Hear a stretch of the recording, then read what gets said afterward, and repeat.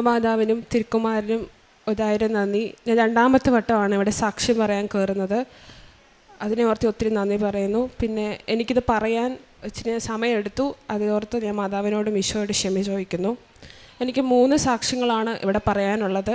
ആദ്യത്തെ സാക്ഷ്യം, ഞാൻ ആദ്യമായിട്ട് ഉടമ്പടി എടുക്കുന്നത് 2023 ഫെബ്രുവരി 18-ാം തീയതിയാണ് ഞാൻ ആദ്യമായിട്ട് ഉടമ്പടി എടുക്കുന്നത്. ഇന്നിപ്പോൾ എൻ്റെ 4ാമത്തെ പുതുക്കൽ കഴിഞ്ഞു. എൻ്റെ 3ാമത്തെ പുതുക്കൽ തൊട്ട് മുന്നായിട്ടാണ് എനിക്ക് ആദ്യമായിട്ട് സാധാരണ വരുന്ന പോലെ ഒരു യൂറിനറി ഇൻഫെക്ഷൻ വന്നു. അപ്പം പെണ്ണുങ്ങൾക്കിത് ഒരു പതിവാണ് യൂറിനറി ഇൻഫെക്ഷൻ. അങ്ങനെ എല്ലാവരും എന്നോട് പറഞ്ഞു ഇത് സാധാരണമായിട്ടുള്ളൊരു കാര്യമാണ്, അതുകൊണ്ട് ആൻറ്റിബയോട്ടിക് എടുത്താൽ മതി. ഞാൻ ആദ്യ ട്രിപ്പ് ആൻറ്റിബയോട്ടിക് എടുത്തു. എനിക്കൊരു കുറവും കണ്ടില്ല. തൽക്കാലത്തിന് എനിക്കൊരു ആശ്വാസം കിട്ടി.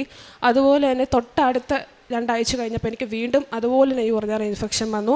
ഞാൻ പോയി ഒരു ആൻറ്റിബയോട്ടിക്കിൻ്റെ ഇഞ്ചക്ഷൻ എടുത്തു. കൂടാതെ 2 ആൻറ്റിബയോട്ടിക്, രാവിലെയും വൈകിട്ടും കഴിക്കുന്ന 2 ആൻറ്റിബയോട്ടിക് എടുത്തു. അതൊന്നും എനിക്ക് താൽക്കാലികമായ ഒരു സൗഖ്യം കിട്ടി. ഇതുപോലെ എനിക്ക് മാറി 6 മാസം കൊണ്ട് 12 വട്ടമാണ് യൂറിനറി ഇൻഫെക്ഷൻ വന്നത്. എന്താ ചെയ്യണമെന്ന് എനിക്കറിയത്തില്ല. വേദനയെന്ന് പറഞ്ഞാൽ എക്സ്ട്രീം വേദനയായിരുന്നു.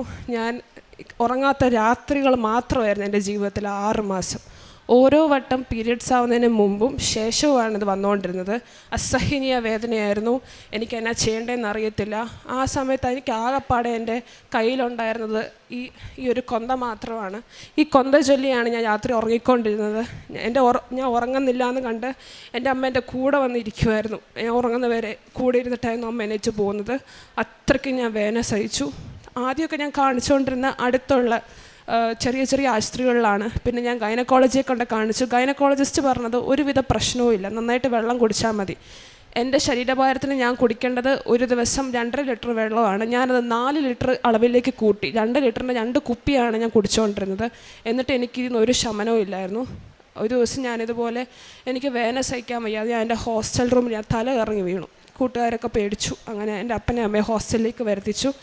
ഇവൻ എന്നെ തൊട്ട് താഴത്തെ ഒരു ഹോസ്പിറ്റലിൽ കൊണ്ടുപോയി. അവിടെ അറിയപ്പെടുന്ന ഒരു ഹോസ്പിറ്റലാണ്. അവിടെ കൊണ്ടുപോയപ്പോഴത്തേക്കും ഡോക്ടർ പറഞ്ഞത്, ഇത്രയും വട്ടം വന്നിട്ട് നിങ്ങൾ എന്നാ വരാത്ത, 7ാമത്തെ 8ാമത്തെ പ്രാവശ്യമായി ഇത് വന്നിട്ട്, ഇത്രയും വട്ടം വന്നിട്ട് നിങ്ങൾ എൻ്റെ മകളെ ഇങ്ങനൊരു ഹോസ്പിറ്റലിൽ വരാഞ്ഞത്, ഒരു യൂറോളജി വന്ന് കാണാഞ്ഞെന്ന് ആദ്യമേ ചോദിച്ച് ദേഷ്യപ്പെടുകയാണ് ചെയ്തത്. ഡോക്ടർ എന്നിട്ട് രാവിലെ 2 ആൻറ്റിബയോട്ടിക്കും വൈകിട്ട് ഒരു ആൻറ്റിബയോട്ടിക്കുമായിട്ട് അതിൻ്റെ ഡോസേജ് കൂട്ടി. ഞാൻ ഇതിൻ്റെ പകുതിയായിപ്പോയി. ആൻറ്റിബയോട്ടിക് മാത്രം കഴിച്ചതിൻ്റെ പകുതിയായി. ഒരു ദിവസം ഞാൻ 5 to 6 മരുന്നാണ് കഴിച്ചുകൊണ്ടിരുന്നത്. രാവിലെ ഉച്ചയ്ക്ക് വൈകിട്ട് അങ്ങനെ 5 to 6 മരുന്ന് ഒരു ദിവസം ഞാൻ കഴിച്ചുകൊണ്ടിരുന്നത്. എനിക്ക് മരുന്ന് കഴിക്കുക മാത്രമായിരുന്നു ആശ്രയം. മരുന്ന് ഒരു നേരം ഞാൻ മുടക്കിയിട്ടുണ്ടെങ്കിൽ പിന്നെ എന്നെ ഒന്നിനും കൊള്ളത്തില്ലാത്ത രീതിയിൽ എവിടെയെങ്കിലും ഞാൻ നിൽക്കുന്നത് കാണാം. അതിൻ്റെ ഇടയ്ക്ക് എനിക്ക് എക്സാം വരുന്നുണ്ട്, എനിക്ക് കുറേ കാര്യങ്ങൾ വരുന്നുണ്ട്. ഞാനൊരു PG സ്റ്റുഡൻറ്റ്. അപ്പോൾ അതിൻ്റെതായ ടെൻഷനുകളെല്ലാം എനിക്കുണ്ട്. ഇതെല്ലാം ഞാൻ സഹിച്ച് ഞാൻ എൻ്റെ മാതാവിനും ഈശോയ്ക്കും കൊടുത്ത് ഞാൻ സഹിച്ച് നിൽക്കുമായിരുന്നു. ഈ ഡോക്ടറിൻ്റെ അടുത്ത് പോയിട്ട് കുറവില്ല. അതുപോലെ 2ാമത്തെ പ്രാവശ്യം ഒന്നും കൂടെ ഞാനിതെല്ലാം കഴിച്ച് റെഡിയായെന്ന് എനിക്ക് തോന്നി. ഞാൻ മരുന്ന് നിർത്തി. ഇപ്പോൾ ഡോക്ടർ പറഞ്ഞു റെഡിയായെന്നാണ് തോന്നി, നമുക്ക് മരുന്ന് നിർത്തി നോക്കാമെന്ന് പറഞ്ഞ് മരുന്ന് നിർത്തിയപ്പോഴത്തേക്കും എനിക്ക് വീണ്ടും അതിൻ്റെ ഇരട്ടിക്കായിട്ടുള്ള വേദനയിലാണ് ഇത് വരുന്നത്. ഞാൻ ഇങ്ങനെ പോലും നിൽക്കത്തില്ല. ഞാൻ നിന്നുകൊണ്ടിരുന്നത് ഇങ്ങനെയാണ്. എനിക്ക് ഈ നടുവും ഈ വയറും കൂട്ടിയായിരുന്നു വേദന. എനിക്കിങ്ങനെ മാത്രമേ നിൽക്കത്തുള്ളൂ. ഒരാളോട് വേണ്ടി അവർ ചോദിക്കുന്ന കൂഞ്ഞാണോ എന്ന് ആദ്യമേ ചോദിക്കുന്നത്, ഇത്രയും പൊക്കമുള്ളുണ്ട് മോൾക്ക് കൂഞ്ഞാണോ എന്ന്. പക്ഷെ അല്ല, എനിക്ക് വേദന കാണാൻ എനിക്ക് നിവർന്ന് പോലും നിൽക്കത്തില്ല അവസ്ഥയിലോട്ട് ഞാൻ വന്നു. അപ്പോൾ ഡോക്ടർ പറഞ്ഞു എന്ത് വന്നാലും അഡ്മിറ്റ് ആക്കും, അടുത്ത പ്രാവശ്യം അഡ്മിറ്റ് ആക്കിയിട്ട് നമുക്ക് ഇഞ്ചക്ഷൻ എടുക്കാം. 5 ദിവസത്തെ കോഴ്സാണ്. രാവിലെയും വൈകിട്ടുമായിട്ട് 2 ഇഞ്ചക്ഷൻ വെച്ച് ഞാൻ എടുക്കാൻ പോവാം. സിവിയർ കണ്ടീഷനിലേക്ക് പോകുന്നതിന് മുമ്പ് നമുക്കിത് പിടിച്ചിടണമെന്ന് പറഞ്ഞു. എനിക്ക് ഇളയതുങ്ങൾ 3 പേരാണ്.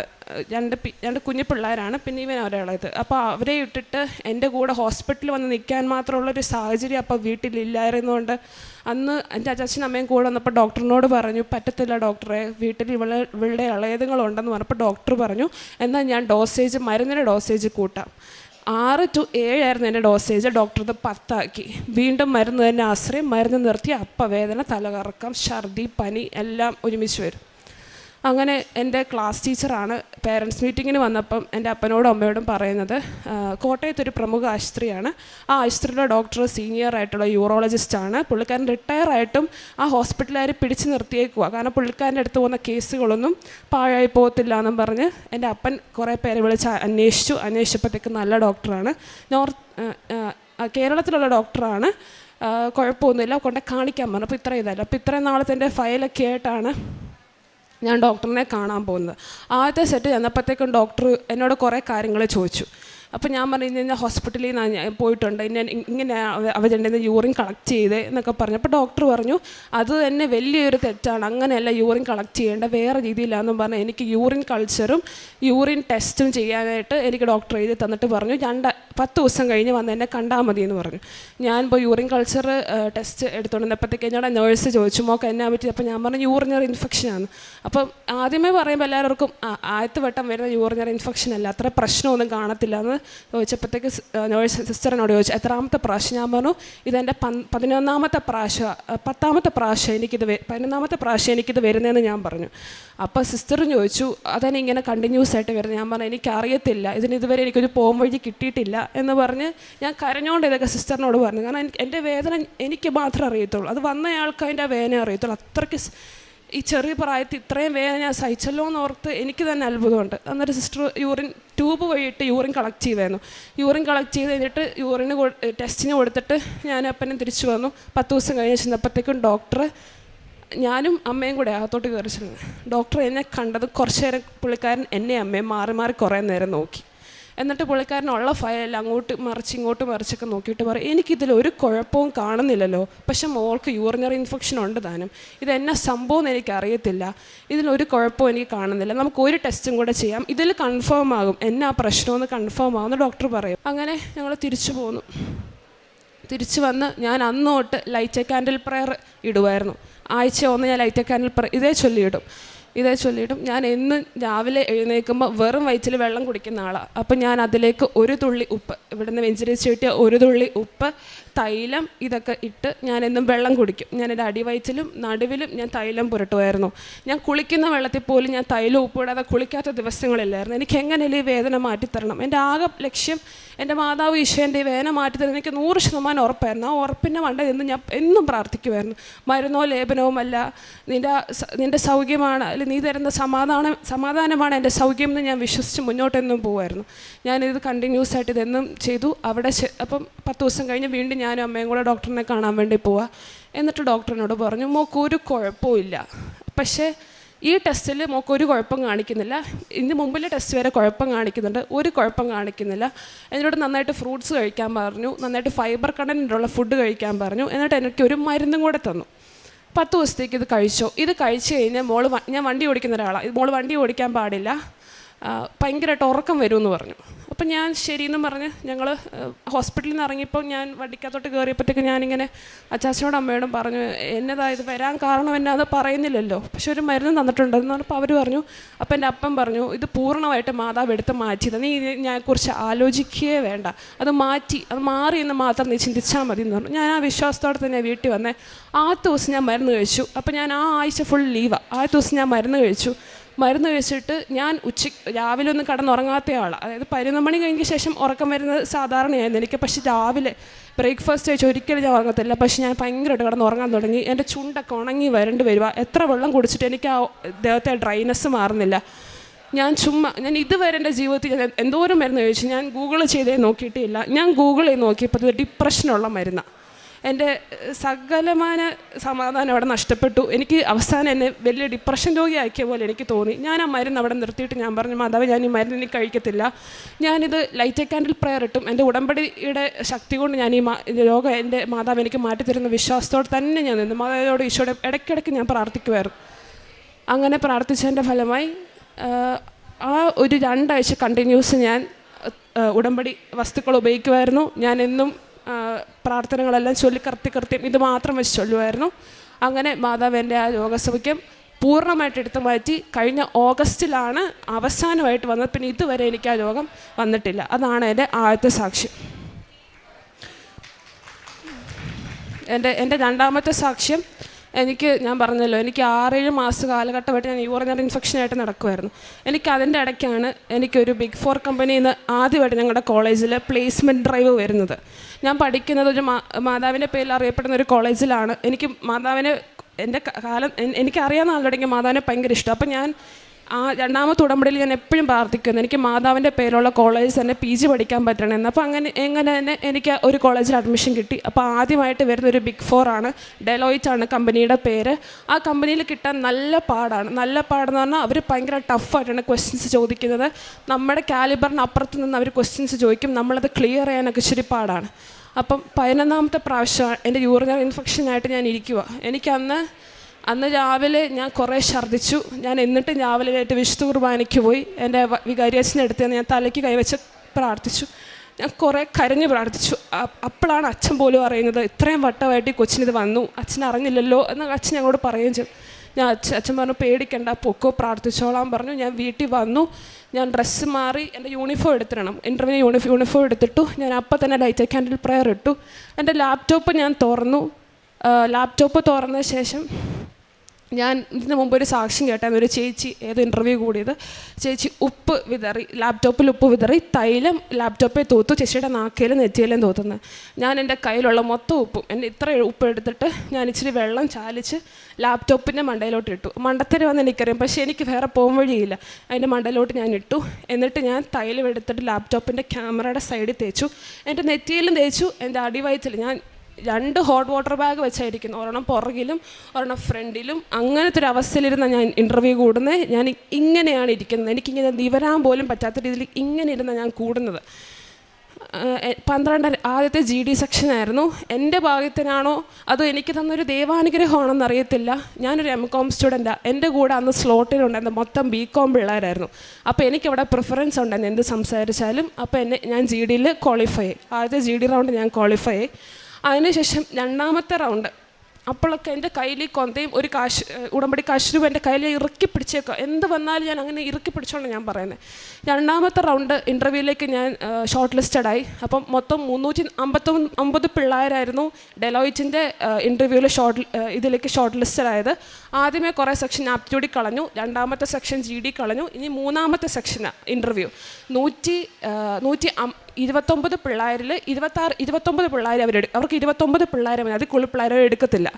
ഞാൻ കുറേ പ്രാർത്ഥിച്ചു. ഞാൻ അപ്പോൾ ഈശോയുടെ മാതാവിനോട് ഞാൻ പറയുന്നുണ്ട്, ഞാൻ ഇത്രയും വേദന തിന്നതാണ്, ഈ ഇത്രയും മാസകാലം കൊണ്ട് ഞാൻ കുറേ വേദന തിന്നത്, എനിക്ക് എന്ത് വന്നാലും നീ എനിക്ക് ഈ ജോലി തരണം, ഉറപ്പായിട്ടും തരണം, ഉറപ്പായിട്ട് ഞാൻ ഇവിടെ കയറി സാക്ഷ്യം പറഞ്ഞോളാം എന്നും പറഞ്ഞുകൊണ്ട് ഞാൻ കരഞ്ഞുകൊണ്ടായിരിക്കുന്നത്. എൻ്റെ മുഖം കണ്ടാലറിയാം, ഞാൻ കരഞ്ഞ് ഒരു വേറെ കോലമായിട്ട് നിൽക്കുന്ന ഒരു അവസ്ഥയിലായിരുന്നു ആ സമയത്ത്. ഞാൻ 12:30 എൻ്റെ ഇൻ്റർവ്യൂ സ്ലോട്ട് വന്നു, പക്ഷെ അവർ വന്നപ്പോൾ 1:30 അതിന് മുമ്പ് ഇൻ്റർവ്യൂ കൂടിയ ആൾക്കാർക്കൊക്കെ ഞാൻ മെസ്സേജ് അയച്ചപ്പോഴത്തേക്ക് അവരെന്നോട് പറഞ്ഞത് ഞങ്ങളോട് ഒത്തിരി ഒന്നും ചോദിച്ചില്ല, 5 ടെക്നിക്കലും 5 HR പിന്നെ അവർ പൊക്കോളാനാണ് പറയുന്നതെന്ന് പറഞ്ഞു. അപ്പം ഞാൻ ആ പ്രതീക്ഷയില്ല. ഓഡിറ്റ് അസിസ്റ്റൻ്റാണ് ഡെസിഗ്നേഷൻ. അപ്പം ഞാൻ അത് വെച്ച് ഞാൻ ChatGPTയിലിട്ട് ക്വസ്റ്റ്യൻസ് നോക്കിക്കൊണ്ടിരിക്കുക. ഏതാ ചോദിക്കാമെന്ന് അറിയത്തില്ലല്ലോ, ഞാൻ നോക്കിക്കൊണ്ടിരിക്കുക. എന്നിട്ട് ഞാൻ മാധവനോട് പറഞ്ഞു, എനിക്ക് എളുപ്പമുള്ളത് എന്നോട് ചോദിക്കാവുള്ളൂ, എന്ത് ചോദിച്ചാലും ഇത് പറയാൻ പറ്റുന്നുള്ളൊരു ശക്തി ഇവിടെ തലകറിയും കിടക്കാനൊന്നും പറ്റരുതേ മാതാവെന്നും പറഞ്ഞുകൊണ്ടാണ് ഞാൻ ഇരിക്കുന്നത്. അങ്ങനെ ഞാൻ കുറേ നേരം ഇരുന്ന് പ്രാർത്ഥിച്ച് കഴിഞ്ഞപ്പം 1:30 ആയപ്പോൾ എൻ്റെ സ്ലോട്ട് വന്നു എന്ന് പറഞ്ഞപ്പോഴത്തേക്ക് ഞാൻ റൂമിലിരിക്കുക. ഞാൻ കാറി അച്ചാച്ചൻ്റെ അമ്മയും പുറത്ത് നിൽപ്പുണ്ട്. ഞാൻ പറഞ്ഞു, അച്ചാച്ച അമ്മ സ്ലോട്ട് വന്നു, എനിക്ക് വേണ്ടി പ്രാർത്ഥിച്ചോണെങ്കിക്കോളാൻ പറഞ്ഞു. ഇവർ അപ്പം തന്നെ നീലത്തിരിയും പച്ചത്തിരിയും കൂടെ ഒരുമിച്ച് കത്തിച്ച് ഇവർ പ്രത്യക്ഷണ പ്രാർത്ഥന ഉറക്കെ ചൊല്ലുന്നുണ്ട്. എനിക്ക് അത് മാത്രമേ അവിടെ ഒരു ആശ്വാസം. ഒരാൾ ഒരു സൈഡിൽ നിന്ന് പ്രത്യക്ഷ പ്രാർത്ഥന ചൊല്ലുന്നു, ഇപ്പുറത്തെ സൈഡിൽ നിന്ന് ഒരാൾ ആരാധിച്ചുകൊണ്ടിരിക്കുക. ഞാനത് കേട്ടുകൊണ്ടാണ് ഞാൻ ഇൻ്റർവ്യൂ കൂടുന്നത്. എൻ്റെ ഇൻ്റർവ്യൂ സ്ലോട്ടിൽ വന്നത് ഒരു മാഡവും ഒരു സാറുമാണ്. 2 പേരാണ് എനിക്ക് വന്നത്. ബാക്കിയുള്ളവർക്ക് ഒരാൾ വന്നപ്പോൾ എനിക്ക് 2 പേരാണ് വന്നത്. ആദ്യം എന്നോട് പേര് ചോദിച്ചു, എവിടെ നിന്നാണ് വരുന്നതെന്ന് ചോദിച്ചു, ഇതൊക്കെ ചോദിച്ചു. പിന്നെ വീട്ടിൽ ആരൊക്കെയുണ്ട്, എന്നാ ഫ്യൂച്ചറിൽ പരിപാടികൾ എന്നൊക്കെ ചോദിച്ചു. എന്നെ ആദ്യം ഒന്ന് കാമാക്കി അവർ. അപ്പോൾ തന്നെ എനിക്ക് ഇച്ചിരി ഒരു സമാധാനം കിട്ടി. എന്നെ ഒന്ന് കാമാക്കിയല്ലോ എന്നോർത്ത് എനിക്ക് സമാധാനം കിട്ടി. എന്നിട്ട് എന്നോട് ഇവർ 2 പേരും കൂടെ ഇങ്ങനെ റാപ്പിഡ് ഫയർ പോലെ മാറി ചോദിക്കുക. ഞാൻ +1 കൊമേഴ്സ് തൊട്ട് പഠിച്ചത്, തേർഡ് ഇയർ BCOM വരെ പഠിച്ച കാര്യങ്ങൾ എന്നോട് മാറി ചോദിക്കുക. ഇന്നലെ പഠിച്ച പോലെ എനിക്കിന്ന് പറയാൻ ഓർമ്മ കാണത്തില്ല, പക്ഷേ എൻ്റെ സൈഡിൽ നിന്ന് ആരോ എനിക്ക് പറഞ്ഞു തരുന്ന പോലെ എനിക്ക് തോന്നി. ഇത് പറ, അത് പറ, പറയുന്നത് തെറ്റാണെന്ന് എനിക്ക് പൂർണ്ണ വിശ്വാസമാണ്. എന്നോട് അക്കൗണ്ട്സിനെ കുറിച്ച് ചോദിച്ചു. എനിക്കറിയാം അതൊക്കെ ഞാൻ പറഞ്ഞ തെറ്റ്, കാരണം അതൊക്കെ മറന്നുപോയായിരുന്നു. എന്നിട്ട് ഞാൻ ഫുൾ കോൺഫിഡൻസിൽ ഞാൻ ആ തെറ്റ് പറയുക, എന്നിട്ട് അവരത് കറക്റ്റാണെന്നും പറയുക. അത് ഏറ്റവും വലിയ ഇത്. അത് ചോദിക്കുന്ന ചോദ്യം കറക്റ്റാണെന്ന് പറഞ്ഞാൽ അവർ അടുത്ത ക്വസ്റ്റ്യനിലേക്ക് പോവുക. അങ്ങനെ ഇവർ രണ്ടോട് മാറി 25-30 അടുത്ത ക്വസ്റ്റ്യൻസ് എന്നോട് ചോദിച്ച് എന്നോട് ഒറ്റ കാര്യം ചോദിച്ചു, ഇവിടെ വന്നു കഴിഞ്ഞാൽ CA ഞങ്ങൾ എടുക്കാൻ പറയും, എടുക്കുമോ എന്ന് ചോദിച്ചു. ഞാൻ പറഞ്ഞു എടുക്കാം, എനിക്ക് പ്രശ്നമില്ല, ഞാൻ എടുത്തോളാം, പഠിച്ചോളാം എന്ന് പറഞ്ഞു. എന്നിട്ട് ആ മാമിനോട് പറഞ്ഞു ഓക്കെ ദെൻ വിൽ സീ എന്ന് പറഞ്ഞ് പുള്ളിക്കാരത്തി ഇത് കട്ട് ചെയ്തിട്ട് പോയി. ഞാൻ ഇറങ്ങി വന്ന് ഞാൻ കരയുകയാണ് ചെയ്ത്. ഞാൻ പറഞ്ഞു എന്നോട് കുറേ ചോദ്യം ചോദിച്ചു, പറഞ്ഞെല്ലാം തെറ്റായിരുന്നു അമ്മ, എനിക്ക് കിട്ടുന്ന ഒരു പ്രതീക്ഷയില്ല എന്ന് പറഞ്ഞ് ഞാൻ ഇവരെ കെട്ടിപ്പിടിച്ച് കുറേ നേരം കരഞ്ഞു. അപ്പോൾ അച്ഛൻ പറഞ്ഞു നിൻ്റെ ഉള്ളിലൊരു മുള്ളുണ്ട്, ആ മുള്ളെടുത്ത് മാറ്റാൻ മാതാവായിട്ട് ഒരു വഴി ഒരുക്കുന്നതെന്ന് മാത്രം നീ ഓർത്താൽ മതി, വേറെ ഒന്നും ഓർക്കണ്ടെന്ന് പറഞ്ഞ് ഞാൻ രാവിലോട്ടൊന്നും കഴിച്ചിട്ടില്ലായിരുന്നു. എനിക്ക് കുറേ ചോറ് ഇവർ വാരിത്തന്നു, എന്നൊക്കെ എന്നെ കൊണ്ട് തീറ്റിച്ച് എന്നെ കടത്തി ഉറക്കി. ഞാൻ കിടന്ന് ഉറങ്ങി, നല്ലൊരു ഉറക്കം ഉറങ്ങി. അത്രയും ദിവസങ്ങളിൽ ഞാൻ ഉറങ്ങാത്തൊരു ഉറക്കം ഞാനന്ന് ഉറങ്ങി. കിട്ടുവാണെങ്കിൽ കിട്ടട്ടെ, ഇല്ല മാതാവ് ഇതല്ലെങ്കിൽ അടുത്ത് എനിക്ക് കരുതി വെച്ചിട്ടുള്ള വിശ്വാസത്തോടെ ഞാൻ കടന്ന് നല്ല രീതിക്ക് ഉറങ്ങിക്കഴിഞ്ഞാൽ എഴുന്നേൽക്കുന്ന 5:30 മണിയാണ് എഴുന്നേറ്റപ്പോൾ. അന്നുമായിട്ട് ഞാൻ റിസൾട്ട് വരും. ഞാൻ 5:30 എഴുന്നേറ്റ് നോക്കുമ്പോൾ എൻ്റെ ഫോണിൽ ഒരു 10-36 വാട്സപ്പ് മെസ്സേജ്, ഒരു 10-25 മിസ് കോൾ. ഫോൺ സൈലൻ്റ് ആയിരുന്നു. ഞാൻ എടുത്തിട്ട് ആദ്യമേ കണ്ടത് എൻ്റെ ഒരു ബെസ്റ്റ് ഫ്രണ്ടാണ്. അവൻ എന്നെ ആപ്റ്റിറ്റ്യൂഡൊക്കെ ഹെൽപ്പ് ചെയ്ത്. ഞാൻ അവനെ ആദ്യമേ വിളിച്ചപ്പോൾ അവൻ പറഞ്ഞു എന്നാ വേണം, ഏറ്റവും വലിയ കമ്പനിയിൽ പ്ലേസ്ഡ് ആയില്ലെന്ന് അവൻ എന്നോട് ഇങ്ങോട്ട് പറഞ്ഞു. ഞാൻ പറഞ്ഞു പിന്നെ ചുമ്മാ, എടി പ്ലേസ്ഡ് ആയി, നിൻ്റെ പേര് ഷോർട്ട് ലിസ്റ്റഡാ, നീ 29 നീ ഒരാളാന്ന് പറഞ്ഞു. ഞാൻ എന്നിട്ട് അവനോടൊന്നും പറഞ്ഞില്ല, ഞാൻ കട്ട് ചെയ്തിട്ട് ഞാൻ എടുത്ത് PDF തുറന്ന് നോക്കിയപ്പം ആദ്യമേ കണ്ടത് എലിസബത്ത് തോമസ്, എൻ്റെ പേര് ഞാൻ ആദ്യമേ കണ്ടത്. ഞാൻ ആ വീട്ടിൽ നിന്ന് ഇറങ്ങി ഓടി ഞാൻ ഇവരെ അപ്പനെയും അമ്മയും കെട്ടിപ്പിടിച്ച് ഞാൻ പറഞ്ഞു കിട്ടി, ഞാൻ പ്രാർത്ഥിച്ച് എൻ്റെ ബലമായിട്ട് എനിക്ക് കിട്ടി, എൻ്റെ വേദന എൻ്റെ മാതാവ് കണ്ടു, എനിക്ക് കിട്ടിയെന്ന് പറഞ്ഞ് ഞാൻ കുറേ കരഞ്ഞു. എന്നെ ചെയ്യേണ്ടതെന്ന് എനിക്കറിയത്തില്ല. ആ കമ്പനിയുടെ ആനുവൽ പാക്കേജ് 6 lakh. അത് കിട്ടാൻ വേണ്ടി പിള്ളേർ കരുതി നിൽക്കുന്ന സമയത്ത് ഞാൻ അത്രയും വേദന സഹിച്ച് ഞാൻ കൂടിയപ്പോൾ മാതാവ് അത് കണ്ട് എനിക്ക് കിട്ടി. അതാണ് എൻ്റെ 2ാമത്തെ സാക്ഷ്യം. എൻ്റെ 3ാമത്തെ സാക്ഷ്യം എൻ്റെ അനിയനാണ്. ഞങ്ങളുടെ കോളേജിൽ പ്രൊഫഷണൽ കോഴ്സസ് ഉണ്ട്, ACCA, CMA, CA പോലെ പ്രൊഫഷണൽ കോഴ്സസ് ഉണ്ട്. ഞാനും ACCA പഠിക്കുന്ന ഒരാളാണ്, ഇവനും അത് ACCA പഠിക്കുന്ന ഒരാളാണ്. ഇവന് ആദ്യത്തെ വട്ടം ACCയുടെ പേപ്പർ സെപ്റ്റംബറിലായിരുന്നു. FR ആയിരുന്നു പേപ്പർ, F ലെവൽ പേപ്പറായിരുന്നു.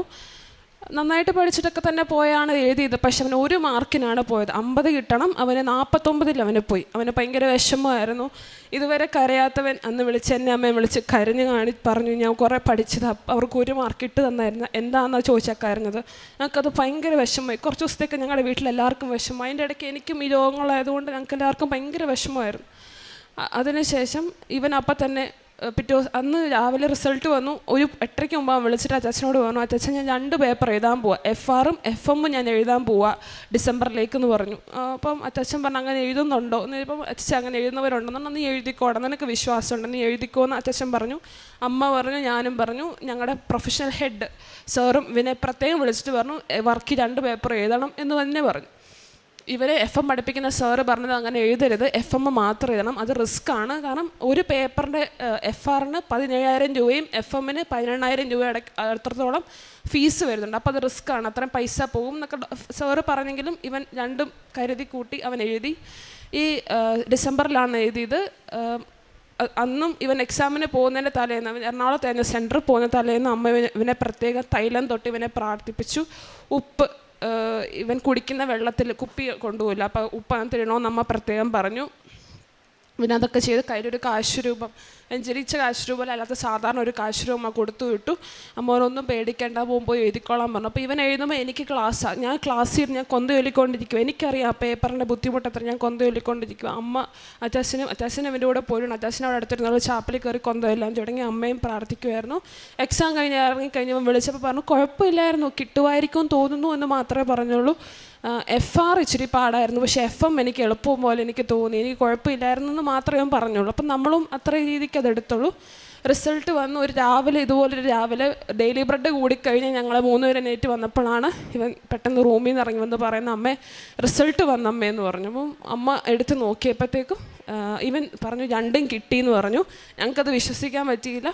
പിന്നെ അവനെ ഈ ഫോൺ കൊണ്ട് എൻ്റെ തന്നപ്പോഴത്തേക്കും 2 പേപ്പറും പാസ്സായെന്നുള്ളൊരു മെയിൽ കണ്ടു. അപ്പോഴാണ് മനസ്സിലായത്. 2 പേപ്പറും പാസ്സായി. അതാണ് മൂന്നാമത്തേത്. പിന്നെ അതുപോലെ തന്നെ എനിക്ക് രോഗങ്ങൾ മാത്രമേ ഉള്ളായിരുന്നു ഈ ഒരു കാലഘട്ടം വരെ. അതുപോലെ തന്നെ യൂറിനറി ഇൻഫെക്ഷന് മുമ്പ് എനിക്ക് ഇയർ ബാലൻസിൻ്റെ പ്രശ്നം ഉണ്ടായിരുന്നു. എൻ്റെ കയ്യിൽ നിന്നൊരു പേന താഴെ വീണ് ഞാനിങ്ങനെ കുനിഞ്ഞ് എടുത്താൽ ഞാനിവിടെ നിന്ന് ഇങ്ങനെ കറങ്ങും. എനിക്ക് നിങ്ങളെല്ലാം ഇങ്ങനെ കറങ്ങുന്ന പോലെ തോന്നും, ചുറ്റും കറങ്ങുന്ന പോലെ തോന്നും. പക്ഷേ ഓപ്പോസിറ്റ് നിൽക്കുന്ന ആൾ വിചാരിക്കും കുഴപ്പമൊന്നുമില്ലല്ലോ, പക്ഷേ എനിക്കിങ്ങനെ കറങ്ങും. ഞാൻ ഒരാളെ പിടിക്കാതെ പിന്നെ എനിക്ക് നിൽക്കാൻ പറ്റത്തില്ല. ഇങ്ങനെ കണ്ടിന്യൂസ് ആയിട്ടൊരു 3-4 പ്രാവശ്യം വന്നു. ഒരു പ്രാവശ്യം ഞാൻ തല കറങ്ങുവാന്നോ അറിയാതെ വിചാരിച്ചാൽ തല കറങ്ങി വീഴുമായിരുന്നു ചെയ്തത്. പക്ഷേ അത് തലകറക്കമല്ലെന്ന് പിന്നെ ഒരു ENT കൊണ്ട് കാണിച്ചപ്പോഴാണ് മനസ്സിലായത് ഇയർ ബാലൻസിൻ്റെ പ്രശ്നമായിരുന്നു.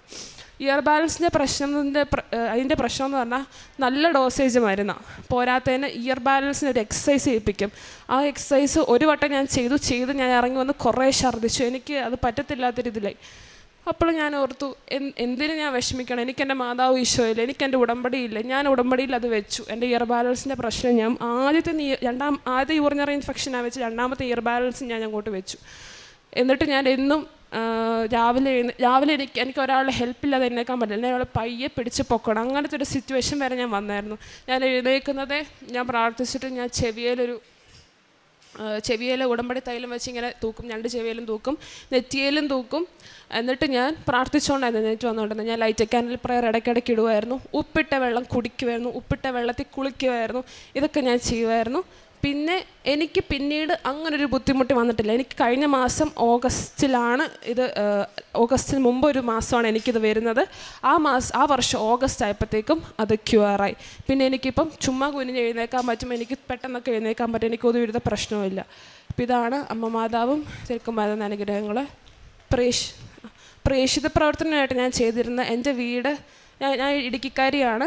എൻ്റെ വീട് തമിഴ്നാട് ബോർഡറാണ്. പുറ്റടി വേളാങ്കണ്ണി മാതാപ്പള്ളിയാണ് ഞങ്ങളുടെ ഇടവക. ഞങ്ങൾ ബോർഡറിലാണ് താമസിക്കുന്നത്. ഞങ്ങൾ ഇവിടുന്ന് ഏറ്റവും കൂടുതൽ മേടിച്ചുകൊണ്ട് പോകുന്നത് തമിഴ് പത്രങ്ങളാണ് അവിടെ. എന്നിട്ട് ഞങ്ങൾ തമിഴ്നാട്ടിൽ പോയി ഞങ്ങൾ കുടുംബമായിട്ട് ഇറങ്ങി ഞങ്ങൾ പ്രേക്ഷിത പ്രവർത്തനം ചെയ്യും. ഞങ്ങൾക്ക് കിട്ടിയ പത്രങ്ങളെല്ലാവർക്കും കൊടുക്കും. കയ്യിൽ നമുക്ക് മറ്റേ മാതാവിൻ്റെ ബുക്കുണ്ടല്ലോ, തമിഴ് എഴുതിയ ബുക്കും ഞങ്ങൾ ഇവിടുന്ന് എക്സ്ട്രാ മേടിക്കും. കാശുരൂപം, ഉപ്പ്, ഇതെല്ലാം ഞങ്ങൾ മേടിക്കും. എന്നിട്ട് ഞങ്ങൾ അവിടെ ചെന്ന വീടുകളിൽ കയറും. മൊത്തം അക്രൈസ്തവരാണ്. ക്രൈസ്തവ കുടുംബങ്ങൾ വളരെ ചുരുക്കമാണ്, മിക്കതും അക്രൈസ്തവരാണ്. ചിലരൊക്കെ നമ്മളെ കാണുമ്പോൾ തന്നെ ഓടും. നമ്മളെ കൊന്തയൊക്കെ കാണുന്നതുകൊണ്ടാണെന്ന് തോന്നുന്നു. അത് നമ്മളെടുത്ത് മിണ്ടാനും അങ്ങനെയൊന്നും വരത്തില്ല. പക്ഷെ നമ്മൾ ഏതെങ്കിലും വീടിൻ്റെ വാതിൽക്ക് വന്നാൽ ഇങ്ങനെ തോന്നുമല്ലോ, കയറാമെന്ന് തോന്നും. അങ്ങനെ ഞങ്ങൾ കയറും. മിക്കപ്പോഴും ഏത് വീട്ടിൽ കയറില്ല, അവിടെ ഒരു രോഗി കാണും. ഞങ്ങൾ അവരുടെ തലയിൽ കൈവച്ച് തൈലം തൂത്ത് പ്രാർത്ഥിച്ച് അവരുടെ ഉപ്പോ കാശ് രൂപ എന്താണെന്ന് വെച്ചാൽ അത് കൊടുക്കും. പത്രം കൊടുത്ത് ഞങ്ങൾ തമിഴ്നാട്ടിൽ കോയമ്പത്തൂരിലുള്ള ഇവരുടെ സെൻറ്റർ ഉണ്ടല്ലോ, അതിൻ്റെ ലിങ്ക് അവരുടെ വീട്ടിൽ ആരുടെയും വീട്ടിൽ ഫോൺ ഉണ്ടെങ്കിൽ ആൻഡ്രോയിഡ് ഫോൺ ഉണ്ടെങ്കിൽ ഞങ്ങളതിലേക്ക് ഒന്നെങ്കിൽ ഷെയർ ചെയ്ത് കൊടുക്കും, അല്ലെങ്കിൽ ഞങ്ങൾ അതെടുത്തവരെ കാണിച്ചു കൊടുക്കും. ഇത് കൂടണം എന്ന് പറഞ്ഞ് ഞങ്ങൾ കാണിച്ചു കൊടുക്കും. അങ്ങനെ ഞങ്ങൾ പ്രേക്ഷിത പ്രവർത്തനം ചെയ്യും. പോയാൽ തന്നെ ഞങ്ങളുടെ വീടിൻ്റെ അടുത്തൊരു ആശ്രമമുണ്ട്, അമ്മമാർ ഉള്ള ആശ്രമമാണ്. അവിടെ ഇടയ്ക്ക് ഞാനും അമ്മയും ഉടമ്പടി എടുത്ത ആൾ, അപ്പോൾ ഞാനും അമ്മയും കൂടെ ഒരുമിച്ച് പോകും. അവർക്ക് ഒരു നേരത്തെ ഭക്ഷണമോ സ്നാക്സോ അല്ലെങ്കിൽ പൈസ ആയിട്ടോ എന്തെങ്കിലും കൊടുക്കും, അല്ലെങ്കിൽ അവർക്ക് വല്ല ഡയപ്പറോ ഗ്ലൗസോ അങ്ങനെയൊക്കെ മേടിച്ച് എത്തിക്കും. അവരുടെ കൂടെ കുറച്ച് നേരം വർത്താനം പറയും. ഇടവകയിൽ ഏത് രോഗി ഉണ്ടെന്നറിഞ്ഞാലും എല്ലാ ആഴ്ച ഞാൻ വീട്ടിൽ വരും. ആ ആഴ്ച ഞാൻ വീട്ടിൽ പോകുമ്പോഴത്തേക്ക് ഞാനും അമ്മയും കൂടെ അവരുടെ വീട്ടിൽ പോവും. പ്രായമായവരെ കൂടുതൽ ചെന്ന് കാണും. രോഗമില്ലേ പോലും അവർക്ക് നമ്മൾ അവരോട് മിണ്ടുന്ന അവർക്ക് ഭയങ്കര ആശ്വാസമാണല്ലോ. അപ്പോൾ അവരെയൊക്കെ പോയി ഞങ്ങൾ കണ്ട് മിണ്ടും. എന്നും ഞാൻ ഉടമ്പടി എടുക്കുന്നതിന് മുമ്പ് തന്നെ ഞാൻ എന്നും കുർബാന കാണുന്ന ഒരാളാണ്. ഞാൻ മുടക്കത്തില്ല. എൻ്റെ വീട്ടിൽ അങ്ങനെ ഒരു ശൈലിയാണ്. അപ്പനും അമ്മയും രാവിലെ എന്നും എന്നിട്ട് കുർബാനയ്ക്ക് പോകുന്ന മക്കൾ ഞങ്ങൾ 4 കണ്ടിട്ടുള്ളത്. അതുകൊണ്ട് ഞങ്ങൾ ഒരിക്കൽ പോലും കുർബാന മുടക്കത്തില്ല. എന്ത് വന്നാലും മുടക്കത്തില്ല. ഇൻ കേസ് രാവിലെ എൻ്റെ കുർബാന മുടങ്ങിയ വൈകിട്ട് ഞങ്ങൾക്ക് അവിടുത്തെ ഒരു ആശ്രമമുണ്ട്. ആ പള്ളിയിൽ പോയി ഉറപ്പായിട്ട് ഞാൻ കുർബാന കണ്ടിരിക്കും. കുമ്പസാരം 2 ആഴ്ച കൂടുമ്പോൾ ഞാൻ കുമ്പസാരിക്കും. ബൈബിൾ വായന 1/2 മണിക്കൂർ ബൈബിൾ വായനയാണ്.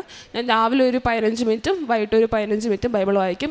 ഞാൻ പിന്നെ യൂറിനറി ഇൻഫെക്ഷന് മുമ്പ് വരെ കൊന്ത ചൊല്ലാൻ എനിക്ക് നല്ല മടിയുണ്ടായിരുന്നു.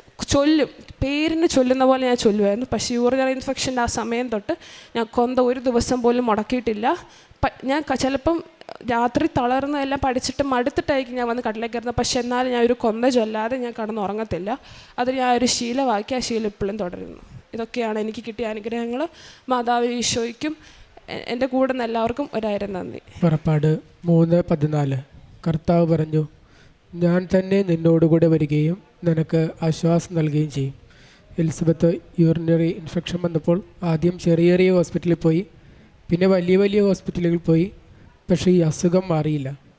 അവസാനം ആ മരുന്ന് തന്നെ മാറ്റി ഒരു പ്രത്യാശയില്ലാത്ത സമയത്ത് പരിശുദ്ധ അമ്മയിൽ ആശ്രയിച്ച് ഉടമ്പടി നന്നായി ചെയ്യുവാനായിട്ട് പരിശ്രമിച്ചു. ഉടമ്പടി നേർച്ച വസ്തുക്കൾ അത് വിശ്വാസ പ്രയോഗമാണ്.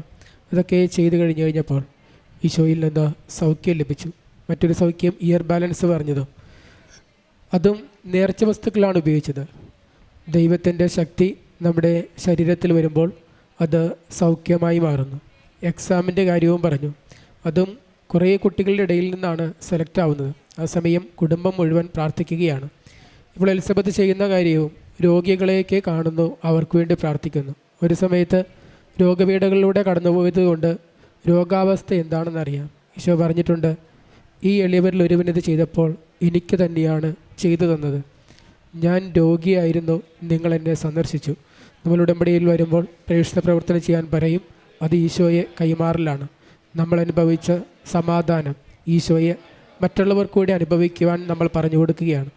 മറ്റൊന്ന്, നമ്മൾ സൽപ്രവൃത്തികളൊക്കെ ചെയ്യുകയാണ്, കാരുണ്യ പ്രവൃത്തികൾ ചെയ്യുകയാണ്. ഈശോയുടെ നാമത്തിൽ നമ്മൾ അവർക്ക് വേണ്ടിയിട്ട് നന്മ പ്രവൃത്തികൾ ചെയ്യുമ്പോൾ അത് ഈശോ സ്വീകരിക്കുകയാണ്. ഉടമ്പടിയിൽ ഈശോയെ മറ്റുള്ളവർക്ക് പകർന്നു കൊടുക്കുവാനും ഈശോയ്ക്ക് വേണ്ടി ജീവിക്കുവാനും ഉള്ളൊരവസരമാണുള്ളത്. പരിശുദ്ധ അമ്മയിലൂടെ ദൈവം നൽകിയ അനുഗ്രഹങ്ങൾക്ക് കൈയടിച്ച് നമുക്ക് ദൈവത്തെ മഹത്വപ്പെടുത്താം. യേശുവേ നന്ദി, യേശുവേ സ്തോത്രം, യേശുവേ ആരാധന. അത്യപൂർവ ദൈവാനുഭവങ്ങൾ ഇനി നിങ്ങൾക്കും സ്വന്തം.